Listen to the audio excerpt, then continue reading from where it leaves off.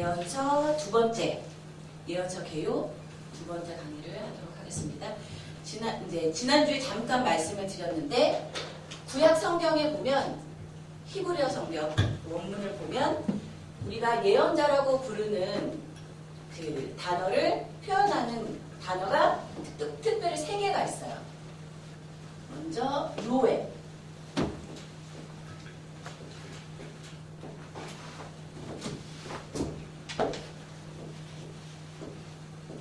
그리고 두 번째, 호재.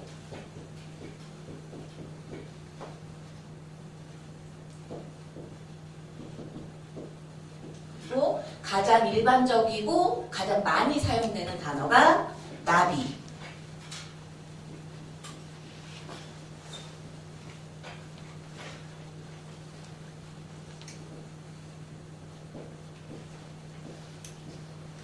이 세 단어가 있는데, 다 이제 한글 성경에서는 예언자로, 선지자로 번역이 되는 것이긴 하지만, 그것을 조금 더 들어가서 이제 살펴보면, 로에랑 호재는 영문 성경에서는 둘 다 seer라고 번역이 돼요.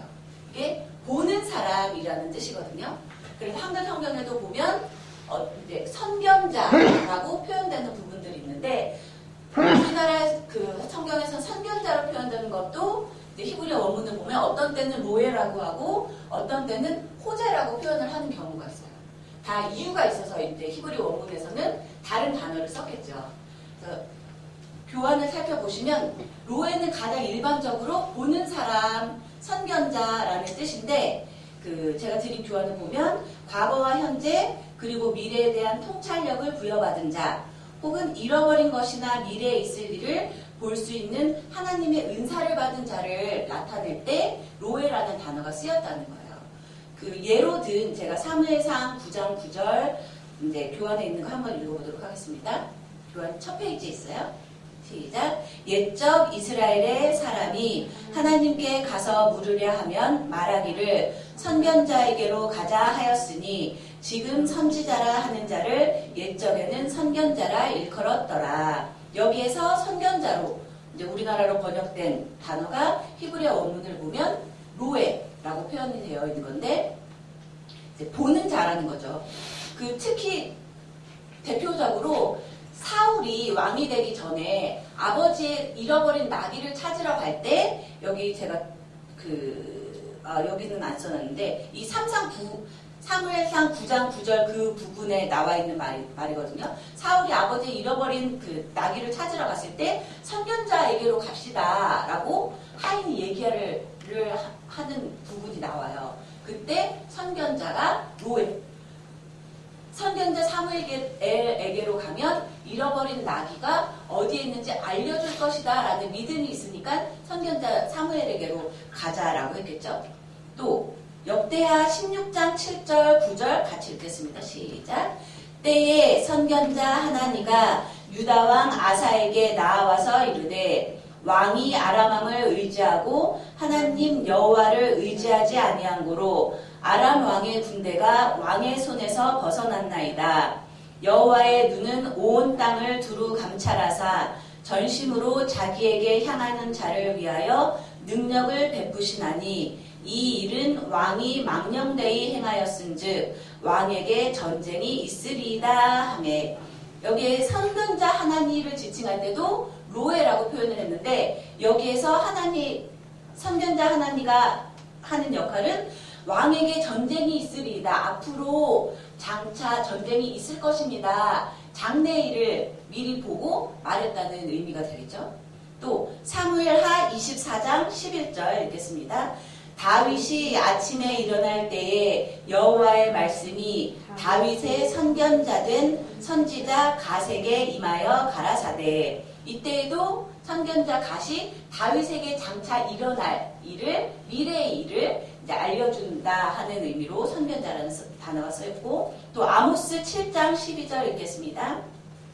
아마샤가 또 아모스에게 이르되 선견자야, 너는 유다 땅으로 도망하여 가서 거기서나 떡을 먹으며 거기서나 예언하고. 여기서 제사장 아마샤가 이제 아모스를 선견자 아모스야라고 부르는데, 약간 이제 조롱하는 어투로 쓰이기는 했는데 조롱하는 어투로 선견자라는 단어를 썼다고 할지라도 아마 사도 아모스가 선포하는 것이 장래의 일을 선포하는 것이다라는 인정을 하고 있다는 거죠. 그래서 노예는 이제 제가 예로 들어드린 구절에만 나오는 것이 아니라 여러 구절에서 나오는데 대표적으로 이제 제가 뽑아서 이제 여기 교환에 넣었거든요. 근데 비교가 되는 게 있어요. 둘 다 선견자인데 바로 밑에 나오는 호재는 약간 의미가 달라요. 제가 써놓은 걸 보면 호재는 노예라는 단어와 마찬가지로 보는 사람, 선견자를 나타내는 것이기는 한데 호재를 사용할 때는 이상을 보는 자, 이상 가운데 자신이 선포해야 하는 메시지를 받는 선견자를 나타낼 때 이 호재라는 단어를 썼다는 거예요. 이상, 비전을 보는 자라는 뜻인데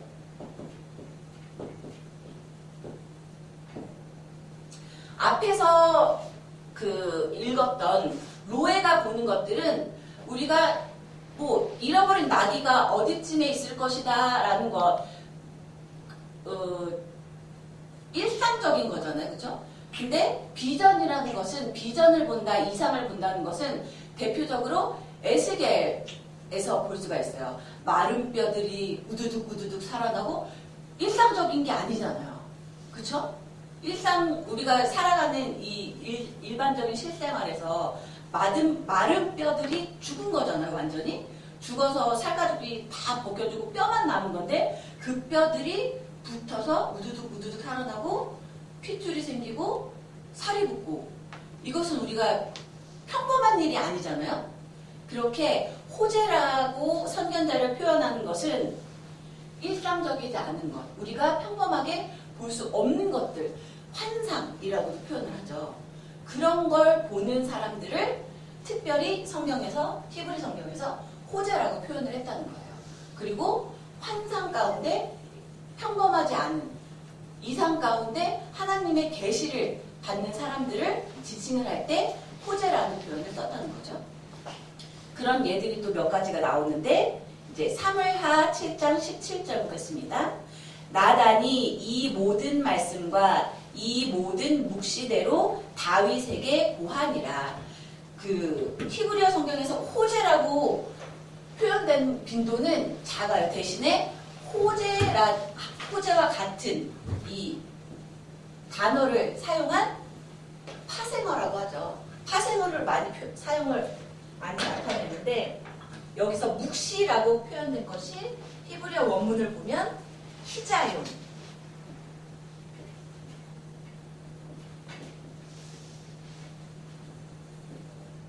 히자용이라고 표현을 했거든요. 호재하고 같은 이제 어근을 갖고 있죠. 우리나라 성경을 보면 묵시라고 표현을 해요. 묵시의 한자로 살펴보면 묵시가 뭔고 하니 잠잠할 묵에 보일시를 쓰는 거예요.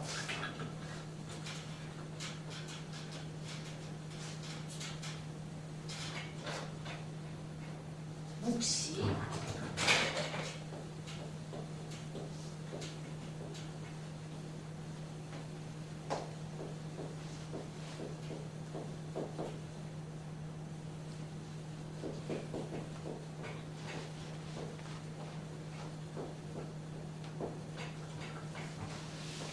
묵시의 한자 단어를 보면 잠잠할 묵에 보일시, 은밀하게 보여지는 거라는 거예요. 드러내놓고 모두에게 보여지는 것이 아니라 은밀하게 주님이 선택한 사람들에게만 비밀스럽게 전해지는 게 묵시라는 뜻이거든요.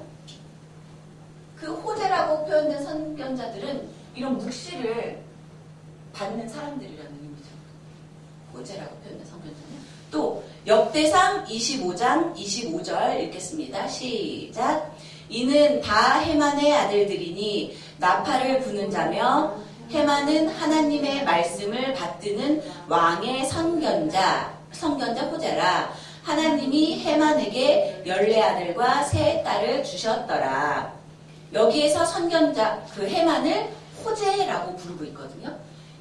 우리에게 헤만이라는 사람 그렇게 익숙한 사람이 아닌데 이 헤만이라는 사람을 호재라고 표현을 한 것을 보면 자세하게 이 사람이 어떤 일을 했는지는 알 수가 없지만 이 사람도 은밀한 가운데 하나님이 보여주시는 이상을 본 예언자였구나라는 것을 알 수가 있다는 거죠.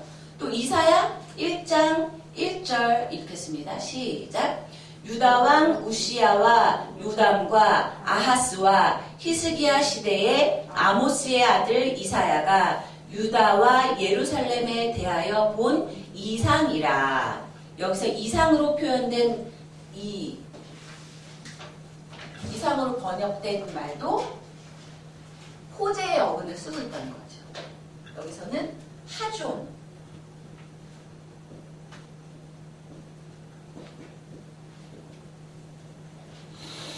비전이라고 영문 성경에서는 번역이 되는데 하존이라고 히브리 원문에서는 쓰고 있어요. 이것 이사야에게 임한 이상이라는 거죠. 이사야도 그러니까 선면자라고 불렸다는 거죠. 또 그 다음 이사야 21장 22절에 혹독한 묵시라는 단어가 나오는데 이때도 호재에 쓰이는 이 어근이 쓰여서 하룻이라고 원문에서는 나와요. 하룻, 묵시. 이렇게 보면 조금 로에하고 호재하고의 차이가 조금 이해가 되실까 모르겠어요. 로에는 먼저 보는 자이기는 한데 일반 사람들하고 다르게 장차 있을 일에 대해서 과거에 대해서 현재에 대해서 보는 사람, 시역 보는 사람이라는 똑같은데 호재는 특별히 은밀한 것, 비밀한 것, 일반 사람들이 일상적이지 않은 것을 보는 예언자를 지칭할 때 호재라는 단어가 쓰였다는 거죠. 어느 정도 이해가 되시겠지요? 또 쭉 근데 예언서 각각의 책들을 들어가 보면서 계속 반복되는 내용이기 때문에 이해가 되실 거예요. 또 우리가 성경을 보면 예언자를 지칭하는 말이 또 나와요. 이시 엘로힘이라는 원문인데 우리 한글 성경에서는 하나님의 사람이라고 번역이 돼요.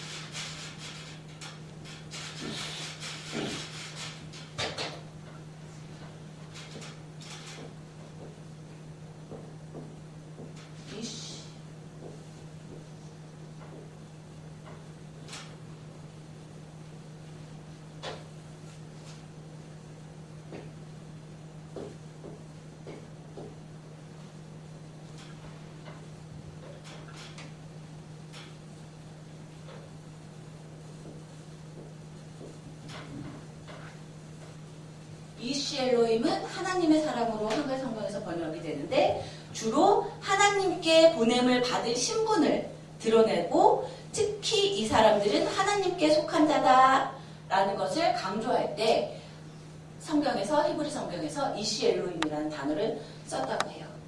보면 사무엘상 9장 6절, 7절, 8절, 10절 특히 엘리사에게 이시 엘로힘 하나님의 사람이라는 그 명칭이 많이 사용됐어요. 그러고 보니까 하나님의 사람이라는 이 명칭으로 예언자를 부를 때는 초자연적인 일을 행할 때 그 예언자가 초자연적인 일을 행할 때 많이 사용되었구나 하고 이제 학자들이 분류를 하는 거죠. 그 예로 든 신명기 33장 1절 같이 읽겠습니다. 시작. 하나님의 사람 모세가 죽기 전에 이스라엘 자손을 위하여 축복함이 이러하니라. 대표적이죠. 하나님의 사람 모세. 모세 하나님께 속한 사람이고 모세만큼 초자연적인 그 이적을 능력을 많이 보인 예언자가 없었죠. 대표적으로 홍해바다 또 갈라졌고 이스라엘 백성들이 광야 생활 출애굽한 이후로 목마르다 하면 하나님이 주신 능력을 많이 행한 사람, 제일 많이 행한 사람이 모세거든요. 목마르다 하면 물이 없는 곳에서도 물이 샘솟게 한다. 그 다음 사무엘상 9장 6절 같이 읽겠습니다. 시작. 대답하되 보소서 하나님의 사람이 있는데 존중이 여김을 받는 사람이라. 그가 말한 것은 반드시 다 응하나니 그리로 가사이다. 그가 혹 우리의 갈 길을 가르칠까 하나이다. 좀 전에 읽었던 선견자 부분에서 읽었던 사무엘상 9장 9절하고 이제 연결이 되는 부분인데, 여기에서는 사무엘을 하나님의 사람이라고 표현을 하고 있죠. 그가 말한 것은 다 응하나이다. 여기에서 선견자가 어떤 사람이었는지, 예언자가 어떤 사람이었는지를 뚜어볼 수가 있고, 그 다음 왕상 17장 24절 읽겠습니다.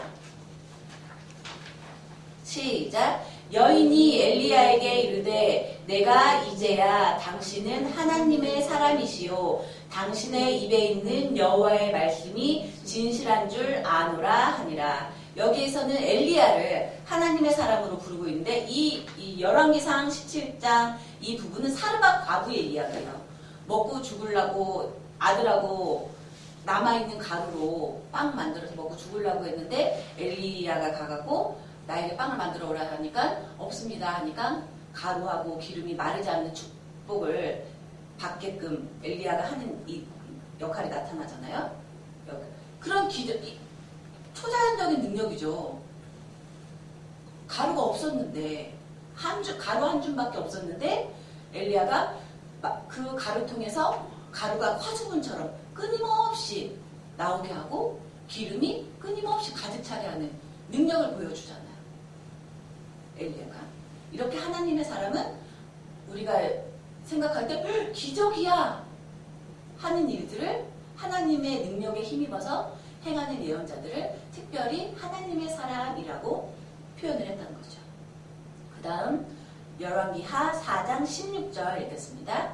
엘리사가 가로되 돌이 되면 내가 아들을 안으리라. 여인이 가로되 아니로소이다. 내 주 하나님의 사람이여 당신의 계집종을 속이지 마옵소서 하니라.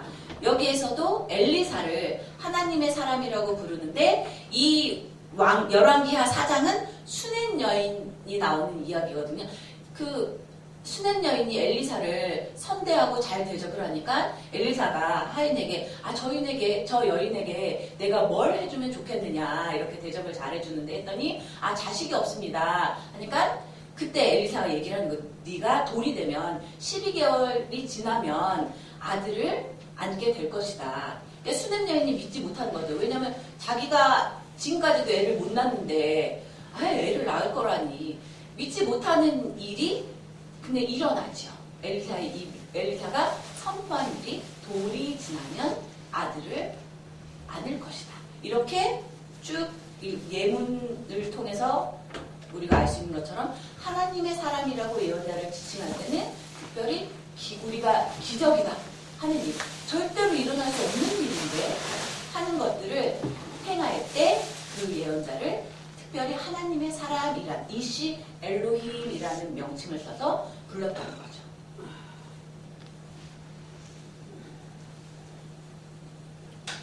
그리고 세 번째, 구약 성경에서 예언자를 지칭할 때 많이 사용했던 단어가 있는데, 제일 많이 예언자를 지칭할 때 사용되는 단어예요.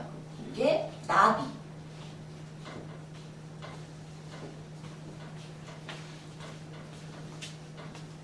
그리고 드보라, 여선지 드보라 할 때는 여성형으로 나비야.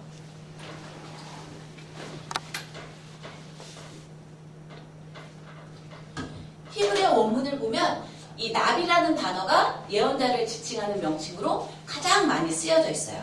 근데 뭐 이 단어의 어근이 옛날 고대 메소포타미아어 중에 하나였던 아카디아어의 나부에서 나온 거다라고 추측을 하기는 하는데, 정확하게 아카디아어에 근거를 두고 있다라고는 말을 못해요. 대신에 그 나부라는 아카디아어에서 우리가 나비의 뜻을 추측할 수 있는 것이, 제가 교환에도 써놨지만 나부라는 말은 부르다, 선포하다라는 뜻을 가진 단어인 것을 보니 이 나비가 부름받은 자다, 선포하는 자다라는 의미가 있겠다라고 이제 학자들이 추측을 하는 거죠. 이 나비는 예언자, 선지자라는 명사 형태로 300번 이상 성경에서 사용이 됐다고 해요. 그리고 선포하다, 부름을 받다라는 동사 형태로는 이제 100여 번 등장을 했다는 거죠. 이 나비라는 단어가 사용된 구절하고 이 나비라는 명칭의 말뜻에서 예언자에 대한 많은 정보를 우리가 얻을 수 있다는 거예요. 나비 뜻이 뭐라고요? 부름을 받은 자, 선포하는 자 라는 뜻을 갖고 있는 것을 보니 구약 성경에서 나비로 지칭이 되는 예언자들은 하나님의 말씀을 선포하도록 하나님에 의해 부름을 받고 하나님에 의해 보냄을 받은 자들이구나 하고 우리가 추측을 할 수 있다는 거죠. 이 나비라는 단어가 갖고 있는 그 뜻을 좀 더 이제 상세히 본문 구절을 살펴보면서 알아보면 우리 창세기 20장 7절 읽겠습니다. 시작. 이제 그 사람의 아내를 돌려보내라. 그는 선지자라. 그가 너를 위하여 기도하리니 내가 살려니와 내가 돌려보내지 않으면 너와 내게 속한 자가 다 정령 죽을 줄 알지니라. 이거 첫 강의 때도 이제 예문으로 들었던 건데 아브라함을 여기서 나비, 선지자로 표현을 하고 있는 건데 그래서 나비가 수행하는 중재자의 역할을 우리가 엿볼 수 있다고 말씀을 드렸고 또 신명기 34장 10절 읽겠습니다. 시작. 그 후에는 이스라엘에 모세와 같은 선지자가 일어나지 못하였나니 모세는 여호와께서 대면하여 아시던 자요. 우리가 모세의 역할을 모세가 출애굽부터 시작해서 가나안 땅 직전까지 이스라엘 백성들을 이끌고 가면서 어떤 역할을 수행했는지 배웠잖아요. 그 지난 학기에 그걸 떠올려 보면 나비가 이런 역할을 하는구나 라는 것을 알 수가 있겠죠. 모세, 아브라함 좀 전에 그 창세기 20장 7절에 있는 것처럼 모세 끊임없이 하나님과 이스라엘 백성 사이에서 중재하는 역할을 하잖아요. 이스라엘 자기 죄 때문에 하나님께 기도한 것이 아니라 이스라엘 백성이 끊임없이 죄를 지으니까 끊임없이 하나님께 그래도 용서해 주십시오 하나님 하고 중재하는 역할을 모세가 하는 걸 우리가 배웠죠. 이렇게 나비는 중재자의 역할을 한다. 또 우리 출애굽기 7장 1절 읽겠습니다. 여호와께서 모세에게 이르시되 볼지어다 내가 너로 바로에게 신이 되게 하였은즉 내 형 아론은 내 대언자가 되리니. 한글 성경에서는 대언자로 이제 번역이 되어 있는데 영어 성경에서 보면 프로펫, 우리가 흔히 예언자라고 말하는 거고 히브리어 원문에도 보면 나비라고 아론을 말하고 있어요. 우리 모세 오경 할 때도 보면 미리암도 선지자로 표현이 되고 아론도 선지자로 표현이 되잖아요.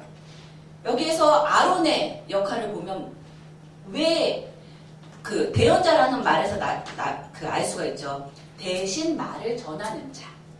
그러니까 나비는 대신 말을 전하는 자구나 하는 것을 우리가 알 수가 있죠. 이 구절에서 또 사무엘상 3장 20절 읽겠습니다. 시작. 단에서부터 브엘세바까지의 온 이스라엘이 사무엘은 여호와의 선지자로 세우심을 입은 줄을 알았더라. 여기에서 사무엘을 선지자로 나비로 표현을 하고 있죠. 사무엘의 역할을 보면 우리가 성경을 통해서 나비의 역할을 또 유추를 할 수가 있죠. 사무엘 마지막 선지자잖아요. 마지막 사사로서 왕은 아니지만 이스라엘 민족들이 전쟁을 하게 될 때 전쟁을 나가기에 앞서서 하나님께 이 전쟁에서 승리하게 해주십시오 하는 제사를 드리는 제사장의 역할도 수행을 했고 아까 사울이 아버지의 잃어버린 나비를 찾으러 갔을 때 하인이 선견자라 불리는 선지자 사무엘에게로 갑시다 라고 하는 구절도 나오잖아요. 또 이시 엘로임 하나님의 사람으로 또 표현되기도 하고 그렇게 보면 명칭이 로에, 호제, 이시 엘로임, 나비라고 부르지만 그들의 역할은 다 공통적인 역할이 있었다는 거죠. 뭐냐? 하나님에 의해 선택을 받아서 하나님에 의해 보냄을 받고 내 말을 이제 뒤에 가면 또 나올 텐데 내가 가만히 생각해 보니까 이 말을 이스라엘 백성들에게 하면 좋을 것 같아. 자기 생각에서 자기가 떠올린 아이디어를 백성에게 선포한 자들이 아니라 오직 하나님이 주시는, 하나님이 선포하라고 주시는 말을 선포한 자들이 나비, 예언자들이었다는 거예요. 자, 우리 또 밑에 있는 열왕기상 18장 36절 읽겠습니다. 시작. 저녁 소재 드릴 때에 이르러 선지자 엘리야가 나아가서 말하되 아브라함과 이삭과 이스라엘의 하나님 여호와여, 주께서 이스라엘 중에서 하나님이 되심과 내가 주의 종이 됨과 내가 주의 말씀대로 이 모든 일을 행하는 것을 오늘날 알게 하옵소서. 여기서는 히브리어 원문에 나비로 되어 있는 것을 주의 종, 서번트라고 표현을 했는데 이 구절이 나오는 문맥이 그거예요. 갈멜산상에서의 대결이에요. 바알 선지자 450명, 아세라 선지자 400명, 950대 1로 싸우는 이야기가 나오는 거거든요. 그때 엘리야가 하나님께 불로 응답하는 신이 참신인 것을 보여주소서 하고 기도하는 내용이 이제 쭉 그 열왕기상 18장에서 보면 나오는데 여기에서도 우리가 선지자 엘리야, 나비가 한 역할을 알 수 있죠. 하나님께 예배를 드리고 하나님의 능력을 힘입어서 우상을 섬기는 선지자들과 대결해서 이기는 자라는 것을 우리가 알 수 있죠. 또 예레미야 1장 5절 읽겠습니다. 시작. 내가 너를 복중에 짓기 전에 너를 알았고 내가 태에서 나오기 전에 너를 구별하였고 너를 열방의 선지자로 세웠노라 하시기로. 우리 한글 성경에서는 그냥 선지자라고 번역이 된 이 나비를 영어 성경을 보면 스포크스맨이라고 해서 대언자라고 번역을 하고 있어요. 이렇게 쭉 성경 구절 예로 든 것을 보면 우리가 또 나비에 대한 역할을 가늠을 해볼 수가 있겠죠.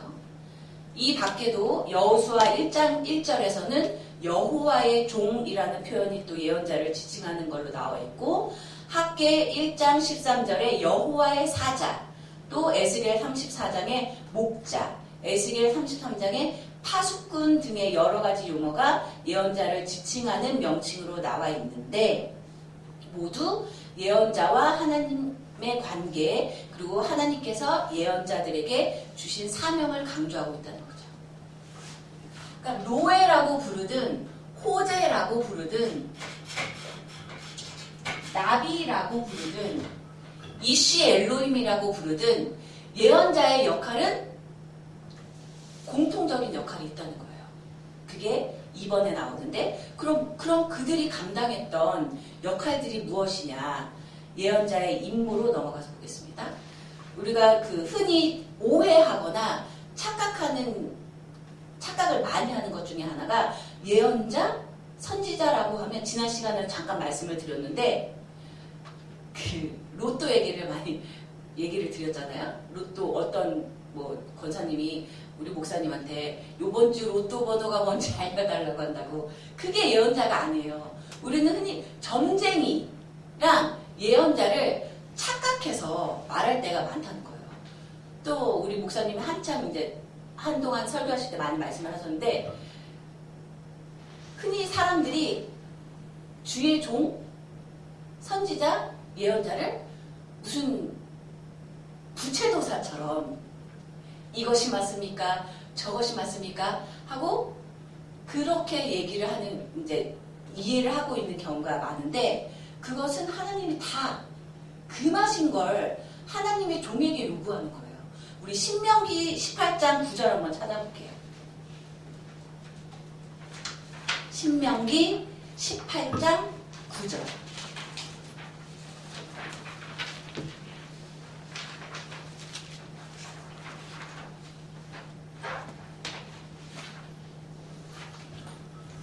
우리가 주의 종에게 요구하는 것들이 정말 올바르게 요구하는 것인가? 아, 주의 종에게, 주님이 쓰시는 사역자에게 요구하는 것들이 하나님이 금하신 것을, 세상의 것을 요구하고 있는 것이 아닌가. 우리가 성경을 찾아보면서 성경 말씀, 하나님의 말씀을 빗대서 잘 이해를 해야 될 것 같아요.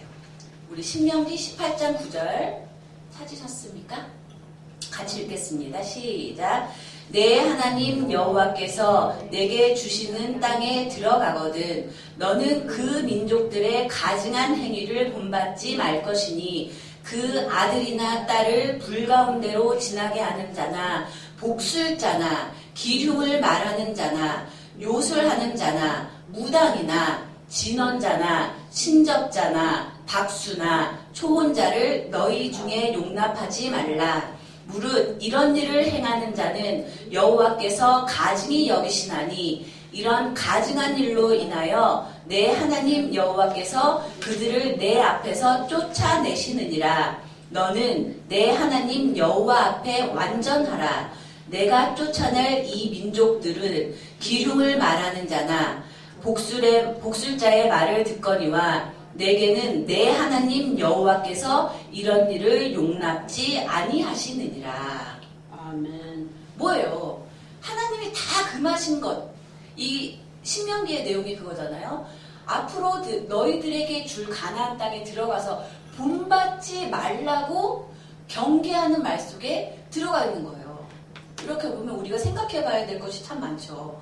우리가 주의 종에게 기도 부탁을 하고 하면서 우리가 하나님이 금하신 것을 세상 점쟁이들이나 할 법한 일들을 주의 종에게 요구하고 있지 않나. 그 하나님이 가증히 여기시는 거라는 거예요.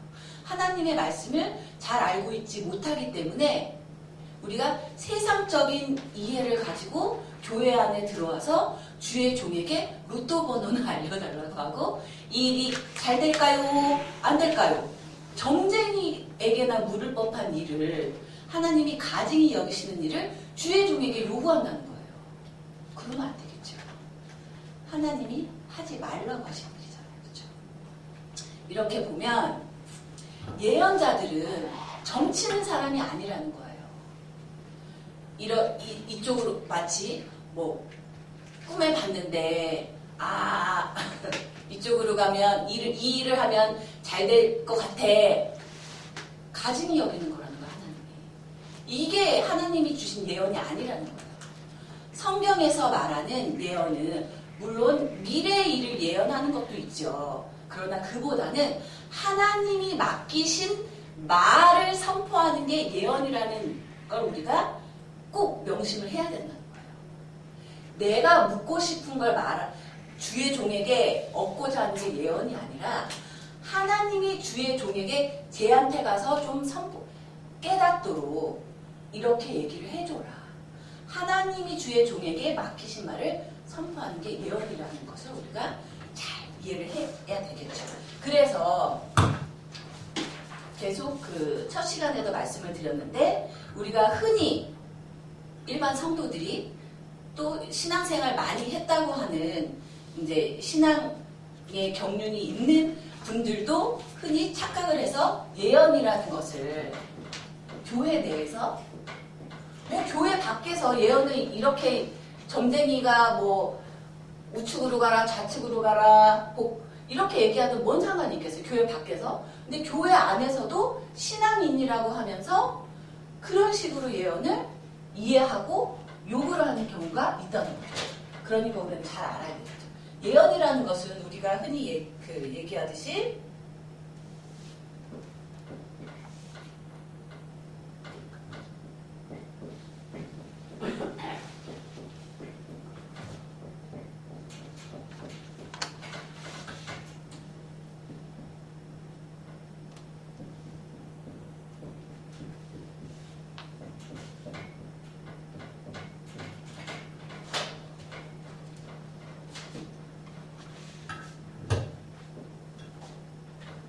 우리가 잘못 오해하고 있듯이 예언은 성경에서 말하는 예언은 미리 예를 써서 앞으로 일이 잘 풀릴 것입니까? 어쩔 것입니까? 이런 얘기를 하는 것이 아니라 그보다 더 포괄적으로 하나님이 맡겨주신 말을 하는 게 예언이라는 거죠. 맡길 예를 써서.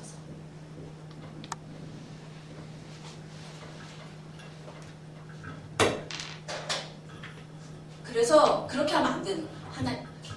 그 주의 종, 성경적으로 보면 주님의 종에게 와서 우리가 무슨 사업을 할 건데 잘 될 건지 예언 좀 해달라고. 그 잘못하는 거예요.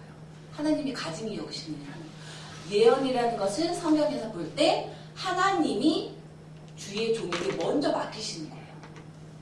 제가 정말 모세를 예로 들으면 이스라엘 백성이 하지 말라는데 그렇게 잘못된 행동을 하고 잘못된 신앙생활을 하고 있다. 모세야, 가서 저들에게 내가 원하는 바는 그들이 행하는 것이 아니라 이렇게 행하는 것이다 라고 깨우쳐라 하고 주님이 먼저 얘기해라, 가서 선포해라 하고 맡겨주신 말씀이 예언이라는 거예요. 그렇죠? 그러니까 권면이나 권고, 훈계 이런 것도 예언인 거죠. 하나님이 주의 종에게 지금 신앙생활을 잘못하고 있는데도 불구하고 깨닫지 못하고 있으니 가서 깨우쳐줘라. 근데 우리는 그런 말을 듣기 싫어하고 내가 알기를 원하는 걸 듣기를 원하죠. 그렇죠? 내가 알고 싶은 거. 그건 순서가 잘못됐다는 거예요. 성경적으로 보면. 자, 그래서 그 한자로 봤을 때도 성경의 예언은 미리 얘기하는 것보다 그 학자들이 다 연구를 했어요. 성경을 봤던 예언자들이 말해야만 했던, 선포해야만 했던 내용들을 살펴보니까 앞으로 전쟁이 있을 것입니다. 아까 좀 전에 읽었던 예언 그 구절들처럼 미래와 관련된 일이 없지는 않아요. 한 3분의 1 정도 되는데 그보다 더 많은 3분의 2 이상의 예언들은 이스라엘이 하나님의 법을 순종하는데 실패한 배경을 하나님의 말씀을 비추어 설명하는 것이었다는 거죠. 너희들 신앙생활 잘못하고 있어. 깨달아야 돼. 하나님이 돌아오라고 말씀하셔. 이 내용들이 더 많았다는 거죠. 하나님이 맡겨주신 말씀. 또 영어로 봤을 때도 영어의 예언자를 뜻하는 단어가 프로펫이잖아요. 프로펫이잖아요. 프로펫.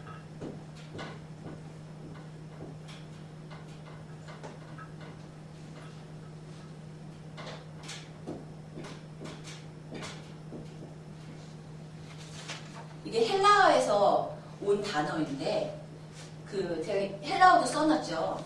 잘 안 보이실 수도 있으니까. 그러면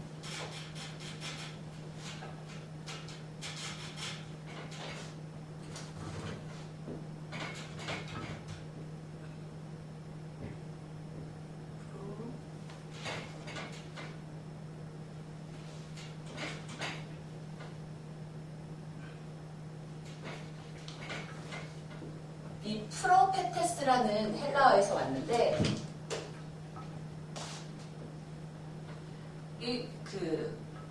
구약 개론할 때도 말씀을 드렸던 내용이거든요. 이 프로가 대신해서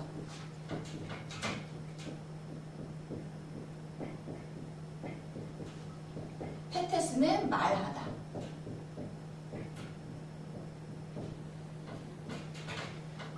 헬라어에서 예언자를 지칭할 때도 대신해서 말한다라는 의미를 갖고 있는 거지 미래를 점친다 이런 의미는 없다는 거예요. 물론 그 대신해서 하나님이 맡겨주신 말 아니고 하나님이 맡겨주신 말 중에는 현재 권고도 있지만 너희가 이 권고를 듣지 않으면 장차 어떻게 될 것이다. 혹은 이 권고를 잘 듣고 순종을 하면 장차 어떻게 될 것이다. 이런 장차의 일, 장래의 일에 대한 것도 있지만 그보다 더 우리가 초점을 두고 방점을 두고 알아야 되는 것은 현재 나의 신앙생활이라는 거예요. 그리고 그걸 깨닫게 해주기 위해 예언자들이 끊임없이 말을 했다는 거죠. 그래서 이런 쭉 히브리어나 헬라어나 한자나 한글이나 봤을 때 우리가 명심해야 할 것은 예언자는 점치는 사람이 아니라 내 말을 하는 것이 아니라 하나님이 맡겨주신 말, 하나님이 직접 우리에게 말하면 우리는 다 죽는다고 하잖아요. 모세오경 할 때 읽어보신 분들은 나오죠. 모세와만 대면했고 하나님의 그 영광의 광채가 임하니까 이스라엘 백성들은 우리 죽을 것 같아. 우리한테는 직접 오시지 말고 모세 너가 가서 하나님과 직접 대면해서 얘기하고 그 전달받은 내용을 우리에게 얘기해줘 하는 이야기가 나오잖아요. 읽어보세요. 꼭. 그런 것처럼 그래서 우리는 그 하나님의 말씀을 직접 듣지 못하기 때문에 영광의 광채로 인해 왜요? 하나님은 거룩하신 분인데 거룩한 하나님의 빛이 거룩하지 못한 우리에게 왔을 때 우리가 살아남겠냐 이거예요. 그렇죠? 그래서 중재자, 예언자를 통해서 하나님이 먼저 예언자에게 말씀하시고 그 예언자가 하나님의 백성에게 하나님이 선포하라고 하는 대상에게 가서 하나님의 말을 전한다는 거죠. 그게 예언이라는 거예요. 이해가 되시나요? 그러면 이런 예언자는 아무나 되는 것인가? 우리 오해할 수 있잖아요. 그런 경우 많잖아요. 그 교회 밖에서는 많죠. 어느 날 내가 큰 뜻을 품고 계룡산에 들어가서 누구 있잖아요. 계룡산에 들어가서 한 30년 돌을 닦고 나왔더니 내가 예언자가 되었다고 뭐 이렇게 그게 아니라는 거예요. 성경에 나와 있는 예언자는 나 예언자가 되어야지 하고 내가 되고 싶어서 되는 게 예언자가 아니라는 거예요. 하나님이 부르셔야 예언자가 된다는 거예요. 그 이야기가 이제 3번 대언자로서의 예언자에서부터 나오는데 우리 잠깐 5분만 쉬었다가 들어가도록 하겠습니다.